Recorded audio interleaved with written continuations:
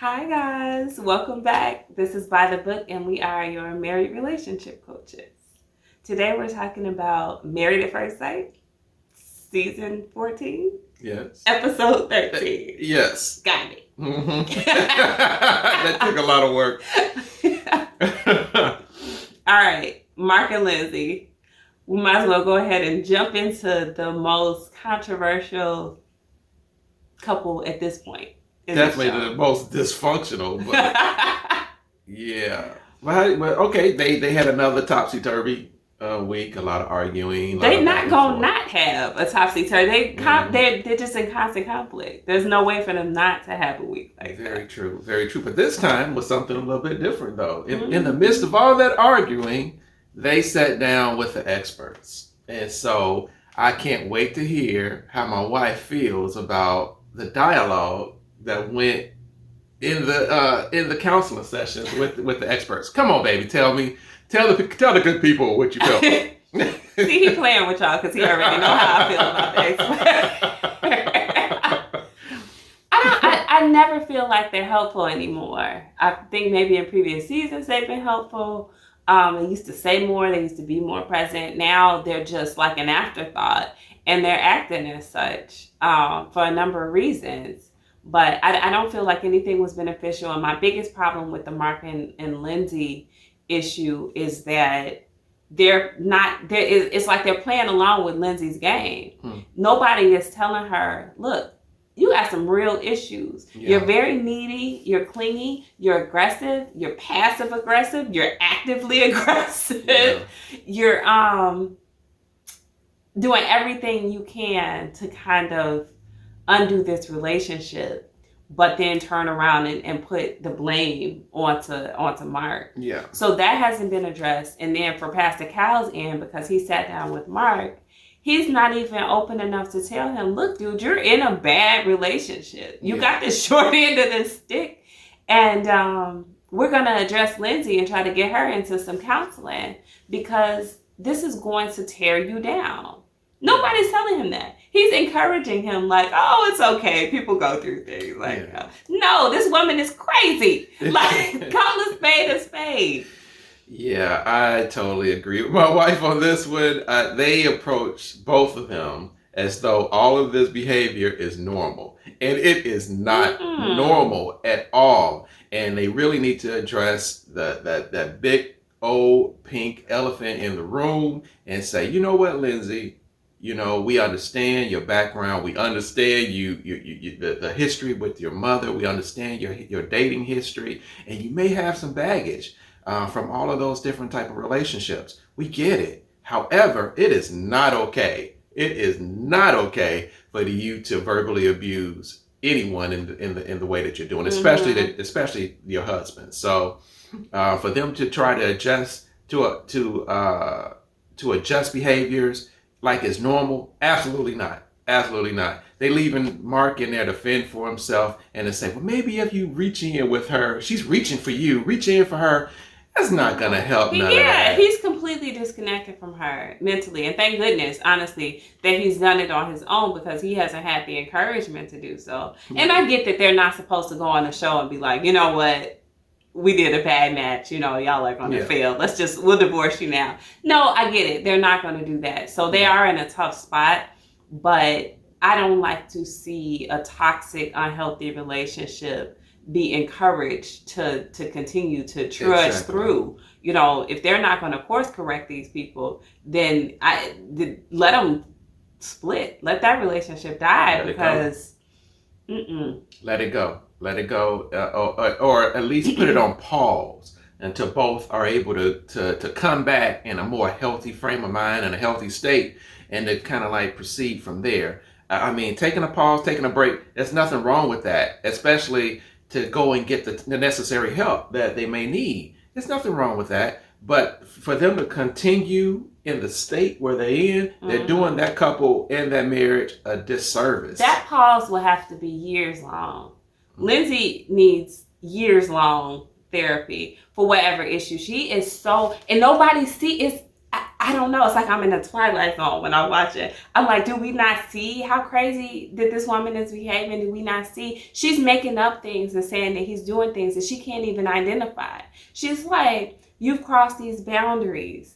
And, you know, this is, I'm to the point of no return. I'm getting the worst. I'm getting this. And we're like, well, give us an example, please. I'm all ears. And she's not saying anything. She's saying how much she's been there for him, and she doesn't feel like he shows up for her. She feels like he pours into everybody else. Where are the concrete examples? You can't argue with me like that. I mean, call it the attorney in me or whatever, I don't know, but you're not going to just hit me with a bunch of blanket terms and stuff and not give me specifics. Yes. And then expect me to receive that. Absolutely. What did he do? Like, what did he do? It's your crazy butt. Like, what? Yeah. Yeah. Did he attack you in a bowling alley? Did he degrade you or diminish you in a public setting? No, he didn't. Does he get drunk every time there's a conflict and then start staggering around and get mad because you grabbing on, you know, I mean, like, or because he's grabbing on you? No, he doesn't do those things. Mm-hmm. It's her. She has the proactive behavior that's negative. Yes. She attacks. She cannot take any constructive criticism, and I have not seen him tear her down once. No. Not once, and he can't even defend himself. No. The only thing he said was, "You keep coming at me with negativity. You know, you keep coming at me the way that you're coming at me, and you need to stop." That, finally, that's basically and what he didn't saying. Even say it as harshly as what you just said right now. That's a powerful paraphrase. Like, I mean, he's been gently tiptoeing around things. You can tell that he's the type of personality that doesn't want conflict, right? Like, he's always trying to kind of skirt around the issue. He's saying things very gently to her. He's not directly coming out and saying anything mean. But honest to God, like, if he said the things that I would say in these situations, she's like, do you want me to leave? Do you want me to leave? She's baiting him because she needs so badly for him to say, no, I want you to stay. I don't even have it in me to indulge someone like that. Yeah. Like, if you keep asking me, do I want you to leave? I'm going to be like, yes. And I will mail you your items. Like, but no, she has to have it. It's like he's a drug or someone's a drug, and she has to have that fix.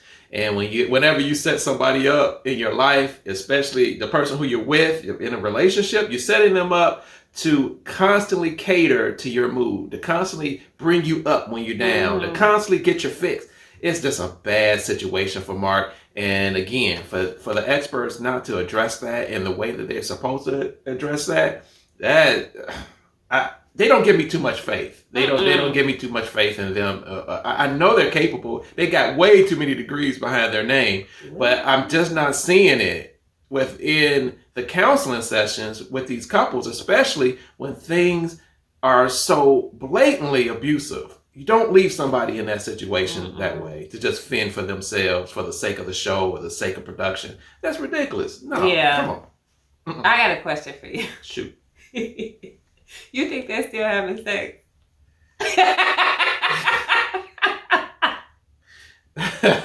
Part of me is saying that no. Maybe because that's the reason why she's acting, so much worse now than what she did in the beginning, So I don't, that fix, no, I don't, I think, yeah, I know, no, that itch is not getting scratched. Yeah, no, I think they're so. Not. I do think, that she would be a little bit less frenzied about where they are. Yeah. Because I think that's one of the things that gives her confirmation. And if you go back to, I think they were still on the honeymoon when he started saying he didn't want to be so physical with her. That was like the first thing that set her off. That's when she started going a little wild. We already knew she had the cuckoo potential, but she hadn't like flown over the nest until he withdrew, literally withdrew. Like, I'm not going to touch that one. Okay. He's not either. But yeah, so I feel like that was like the catalyst to this whole situation. Her feeling out of control. She couldn't control that situation, and she feels connected with sex and intimacy. So that was the first thing that he took back. And I don't think she ever recovered from feeling out of control in that situation. Ever since then, she's been lashing out. We saw that first lash out at that dinner table. Yeah. And it's been nothing but that since. Yeah. She definitely took that as a form of rejection. Mm-hmm. And, you know, rejection is hard to deal with even on a normal level, you know. And for her, you can just tell her way of thinking about certain things are just a bit off. It is all surrounding her. And so she took it as the ultimate rejection when he said, let's just take things a little bit slower than what we have, you know. They did rush into sex. I think he felt that was a mistake. And so he's just like, okay, let's reel this back in. But it's hard to... But you know what I think? See, I bet you, if sex was on the table, she would be the one manipulating with sex. She'd be like, oh, you didn't support me in this. No sex for you. You know, she would be like really using that as like, I don't know, a curb of his behavior. Yeah. But since that got taken off the table, without her being the one to take it off the table, I really feel like she's just lost. She's just drifting out there trying to find her footing as to where she can control this relationship. And so that's why we see her throwing these wild, crazy accusations at the wall, seeing what sticks. How can I manipulate this man? So much so that it looks like next episode, she jumps out of the car. I don't think she did at all. Like, I definitely think she would have looked a lot more banged up in the hospital. I think if I had to venture a guess, to be honest, I know they did that for, you know, viewership. Yeah, I'm tuning in next week. I want to see. I bet. Let's make a bet right now. Okay. I bet you she got alcohol poisoning. She probably opened up that door to puke out the window, or she didn't want to puke out the window or in the car or on the side of the car. She probably opened up that door, threw up, and had to go to the hospital to get her doggone stomach pumped. You know what? That's my guess. I can't bet you on that because that makes a whole lot of sense. But it also makes a whole lot of sense that she's just stark raving mad. She's living mad, you know? Yeah. And so she just got upset and was ready to get out of the car at that particular time, even though it was moving. You know what? If she did do that, I don't think she did that. But if she tried to jump out of that car or was even threatening to do that, they should have kicked her off the show. Because you can't have somebody commit suicide on your show. That would be detrimental. Not that the show is more important than people. Pardon me. But I mean, I would kick her off the show. If this was my show and she did a stunt like that, that's it. That's your last day. Yeah. And, you know, whatever the consequences are for your contract, you're going to honor those obligations as well. You got to pay an exit fee. You're going to pay your exit fee or whatever, but that's done. Yeah. So real quick, what do you think, if anything, Mark and Lindsey can do to salvage their relationship? Anything. What do you think? Best guess. Best shot. Come on. You want a real answer to that question? Like, okay, well, how about this? What do you think Mark should do?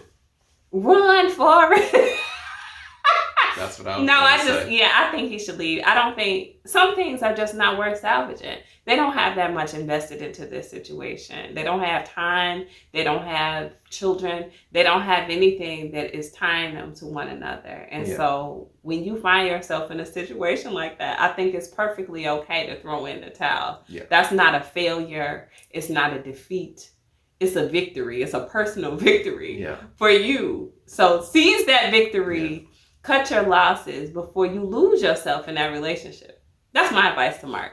Run. Run as far as you can and as fast as you can. And for Lindsey, just seek help. Seek professional help. Yeah. That's what she needs. Yeah. Now, again, like my wife was just saying, if he's invested and he has feelings and she has feelings for him, then take a pause, take a break, and get the necessary help that needs to happen. But they've only known each other for like 4 or 5 weeks at this particular time. So cut it. Cut it. If you're on a TV show, you married a stranger. My other advice: check your inbox. I bet you got some inbox messages. Yeah. You'll find a more healthy relationship from that than this. So. For sure. All right, guys, that's it for this episode 13. I got it right this time. Let us know what you think. If you think there's some hope for Mark and Lindsey, let us know. If not, let us know that as well. Yeah. Like, share, subscribe. We'll talk to you soon.